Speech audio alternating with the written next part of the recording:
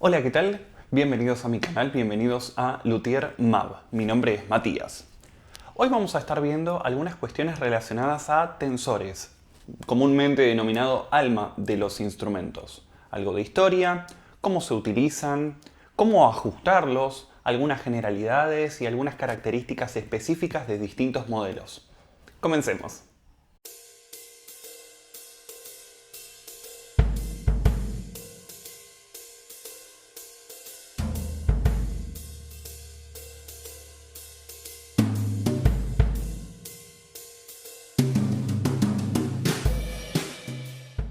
El tensor es un elemento que se introduce, según los registros de patentes, en el año 1921 por un empleado de Gibson llamado Thaddeus McHugh, que desarrolla un mecanismo metálico que se introduce en los mástiles de los instrumentos y ayudaba o permitía compensar la tracción de las cuerdas y la curvatura que los mástiles luego terminan generando a consecuencia, así como también compensar las distintas incidencias climatológicas en el instrumento, como son la humedad y los cambios de temperatura.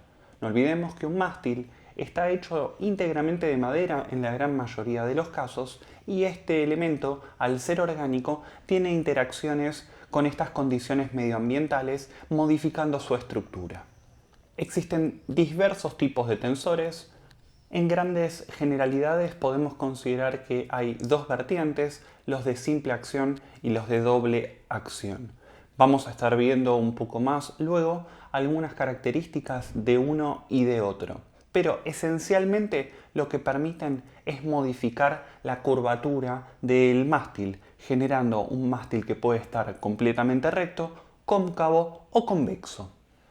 Normalmente los tensores están instalados en los instrumentos en un paso previo, en términos constructivos, a la instalación del diapasón. Es decir, se encuentran en una ranura, en una caladura que se hace sobre el mástil previo a que se pegue el diapasón encima. Por eso es tan importante y tan relevante el cuidado de este mecanismo, ya que su modificación o su recambio por mala utilización de una herramienta o por la utilización de una herramienta incorrecta suele ser extremadamente difícil. Es decir, hay que remover el diapasón en la gran mayoría de los instrumentos como para poder recambiar el tensor y poder colocar uno nuevo. Como verán, esto es una cirugía mayúscula y uno no desearía tener que hacer esto con un preciado instrumento que uno tiene, ¿verdad? Normalmente los tensores los vamos a encontrar en instrumentos acústicos con cuerdas de metal o en instrumentos eléctricos. Es bastante extraño encontrarlo en instrumentos clásicos, en guitarras españolas, sin embargo es altamente recomendable que estos cuenten con un tensor, ya que si bien es cierto que la cantidad de kilos fuerza de tracción que ejercen las cuerdas de nylon es mucho menor que las cuerdas que pueden ejercer, por ejemplo, las de un bajo eléctrico, no deja de tener incidencias sobre la madera y muy a largo plazo la tendencia más habitual es a generar una curvatura, es decir, elevar el mástil de tal modo que las cuerdas queden muy separadas del diapasón y vuelva difícil y a veces hasta imposible la ejecución de ese instrumento. Habitualmente podemos encontrarnos en instrumentos acústicos con el acceso al tensor desde la boca del instrumento, es decir, desde el aro podemos ver la cabeza del tensor. En otros instrumentos, como los eléctricos, es mucho más habitual encontrarnos con el tensor, o con la cabeza del tensor mejor dicho, situada en la parte de la pala, en la parte del clavijero del instrumento. Independientemente del lugar en donde se sitúe el acceso al tensor, ya sea desde la boca del instrumento acústico o desde la pala del instrumento, como es generalmente en los eléctricos, el mecanismo y el funcionamiento es exactamente el mismo. Con una herramienta hemos de accionar este implemento y con eso vamos a estar regulando la curvatura del mástil para cóncavo, para convexo o hacia un plano. Si observan la gráfica que está aquí arriba, van a poder notar que hay tres instrumentos con configuraciones completamente distintas del mástil. Por un lado se encuentran con la primera, la superior, que es una curvatura ideal. Luego está un mástil que se encuentra convexo y finalmente un mástil cóncavo. Arranquemos por la segunda, por la que está en el centro, un mástil convexo. Nos encontramos con un mástil que ha tomado una curva hacia atrás. Es decir, lo que hizo fue tomar una curvatura que aplasta las cuerdas contra los trastes centrales. Por eso es habitual en este tipo de torsión el encontrarnos con trasteos entre las zonas de los trastes 5, 7, 9, 12 y a veces hasta el 15. La solución para este inconveniente es utilizar la herramienta correcta para ese tensor y girar en sentido antihorario. ¿Sí? Ahora después les voy a comentar algunos tips como para poder hacer estos ajustes y realizarlos correctamente y sin inconvenientes ni hacer correr riesgos al instrumento. El tercer instrumento, el que está abajo, nos muestra un mástil que se encuentra cóncavo, es decir, un mástil que parece un arco y una flecha. ¿Qué es lo que ocurre? En esta situación, el mástil ha tomado una curva que aleja a las cuerdas de la zona central del diapasón, generando varios inconvenientes. Primero, una acción muy difícil para poder ejecutar cómodamente ese instrumento.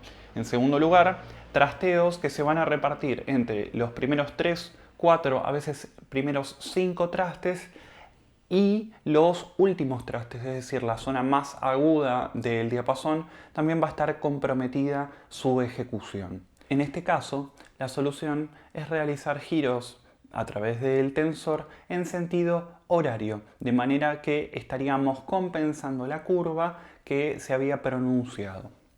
Ahora detengámonos un instante en el primero de los ejemplos, en el instrumento de la zona superior del cuadro. Allí encontramos algo que dice ya un dato súper importante, que es la curvatura ideal.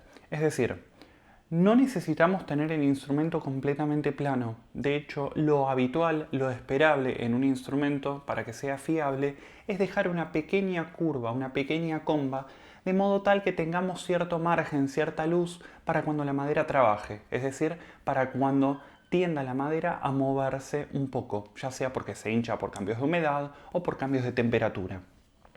Esto es muy habitual y muy frecuente cuando hay choques térmicos, es decir, cuando pasamos con un instrumento, por ejemplo, en un día de mucho calor, a ingresar a una sala de ensayo en donde hay aire acondicionado y la ventilación suele ser escasa o casi nula por hechos de aislación y tenemos una gran cantidad de humedad relativa en ese ambiente. Ante estas condiciones la madera se suele hinchar, como ocurre con cualquier otra madera, esto es algo que podrán haber experimentado con puertas o con ventanas, y el mástil tiende a hincharse y a moverse para algún sitio. Con esta pequeña curva lo que dejamos entonces es un relief, un alivio, es decir, un margen de tolerancia para que pueda moverse el mástil sin que esto afecte la ejecutabilidad del instrumento. Al momento de realizar un ajuste al tensor, lo recomendable es ir por pasos, es ir de manera gradual y secuencial, registrando qué es lo que estamos haciendo, de modo tal que podamos revertir aquella práctica que hayamos realizado sobre el instrumento en caso de que nos hayamos excedido en el ajuste o que haya sido un ajuste en el sentido contrario al que debía ocurrir. La gradualidad tiene que ver con poder realizar ajustes haciendo un cuarto de vuelta por vez, ya sea en sentido horario o en sentido antihorario, ¿sí? Un cuarto de vuelta por vez, volver a afinar porque el instrumento se va a desafinar y chequear y comprobar si efectivamente ha ido avanzando en el sentido de la mejoría el instrumento y si hace falta todavía ajustar un poco más o si ya es más que suficiente. ¿Qué es lo que ocurre? Que si uno hizo un ajuste en el sentido contrario al que lo debía realizar, con esto tenemos mínimamente una referencia de cuánto es que tenemos que volver como para poder situarnos nuevamente en el punto de partida. Respecto de la herramienta, siempre es importante utilizar la que sea correcta, ya que un tensor es un elemento bastante delicado y por sobre todo su cambio, su modificación o su reparación suele ser bastante complicado respecto de la técnica que hay que emplear. Para esto consideremos lo siguiente. En Fenders muy antiguas o modelos de reedición de Fender nos vamos a encontrar con el acceso al tensor desde el talón del instrumento, es decir, desde el lado del cuerpo, que en algunos casos tenemos el acceso removiendo el pickguard del instrumento y en otros casos vamos a tener que quitar el mástil y allí nos vamos a encontrar con una cabeza de tensor que opera con un destornillador tipo Phillips. En instrumentos tipo Squier, Epiphone y por lo general la mayoría de los instrumentos asiáticos se suele utilizar llaves de 4 milímetros como estándar, aunque también nos vamos a poder encontrar en algunos instrumentos con la necesidad de utilizar llaves Allen de 5 milímetros. En la Fender American Elite Series, así como también en otros instrumentos, nos vamos a encontrar con una rueda a la altura del último traste en la zona del talón del instrumento que la vamos a poder girar haciendo palanca con un pequeño destornillador o tal vez con una llave Allen. Y en el caso de las Gibson, en la gran mayoría nos vamos a encontrar con llaves tipo pipa de 5/16 o de 1/4 de pulgada. Consideren esto como algo importante y algo relevante, que en algunas herramientas utilizaremos el sistema métrico y en otras herramientas utilizaremos el sistema imperial. No es lo mismo y no es trasladable de una a la otra, ya que las medidas se acercan bastante, pero no son completamente equivalentes, ¿sí? Por eso les comentaba el hecho de la importancia de utilizar la herramienta correcta. Bueno, espero que les haya sido de mucha utilidad la información aquí dada. Vimos algo de la historia de los tensores, cómo se ubican, cómo operan y con qué herramientas podemos trabajar sobre los mismos. Recuerden que esto es un proceso delicado, es algo que lleva de cierto tiempo el poder ganar la práctica suficiente como para poder operar sobre ellos con total seguridad. Si lo van a hacer ustedes, tengan mucho cuidado, utilicen la herramienta correcta y, como les he dicho previamente, vayan de manera progresiva realizando pequeños ajustes en vez de realizar un gran ajuste y con eso arriesgarse a poder arruinar un instrumento. Cualquier cosa, ya saben, siempre va a haber un luthier de confianza dispuesto a poder ayudarlos. Les mando un saludo, espero que les haya sido muy útil. Nos estamos viendo en el próximo video. Hasta luego, chau chau.